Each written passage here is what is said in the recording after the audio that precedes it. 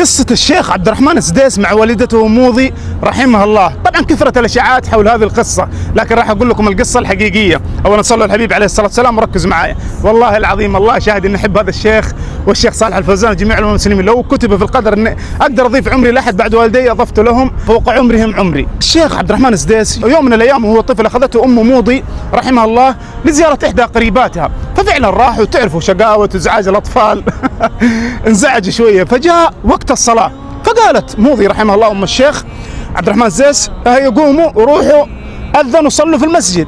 فهنا قالت احدى قريباتها والله لو ولدك بيصير امام الحرم، فردت برد بسيط باذن الله بيصير ولدي امام الحرم المكي.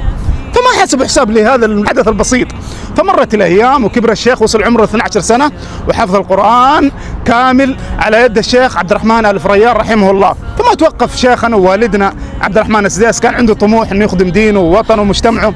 ففعلا خلص الثانويه، بعدها كمل البكالوريوس في اصول الفقه، وما وقف عند هذا الحد بل كمل في جامعه الامام محمد بن سعود الماستر وتخرج بدرجه امتياز. وبعدها قرر انه يكمل الدكتوراه في جامعه ام القرى. اللهم القرى كنت ادرس فيها ايام جميله. تخرج من جامعه ام القرى دكتوراه في اصول الفقه، وكمل في نفس الجامعه مرحله الاستاذيه. اي طموح تتكلم عنه. حفظ الله الشيخ ووفقه الله لكل ما يحب ويرضى. فمرت الايام وجاء اتصال للشيخ تحديدا عام 1400، اتصال ما كان يتوقع ولو 1% انه تم تعيينه امام للحرم المكي الشريف. الله اكبر.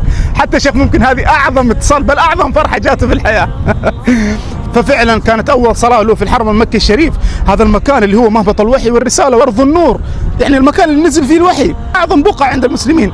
اي شرف نالها شيخنا ووالدنا استاذ الدكتور عبد الرحمن السديس حفظه الله. هذا الشيخ اللي كبرنا على ترانيم صوته الشجي والندي واحنا صغار نتفرج الحرام والتراويح، عسى الله ان يحفظ لنا. وتخيل ان امك وابوك يشوفونك وانت تئم مئات بل ملايين من المسلمين وراك في اطهر بقعه. الله اكبر. فمرت الايام وجاء امر ملكي بتعيين معاليه الشيخ الاستاذ الدكتور عبد الرحمن السديس رئيسا لشؤون الحرمين. وما زال من يوم قرار التعيين يسعى جاهدا في خدمه ضيوف الله سواء في مكه المكرمه وفي المدينه المنوره مسجد رسول الله عليه الصلاه والسلام، بدعم من حكومتنا الرشيده.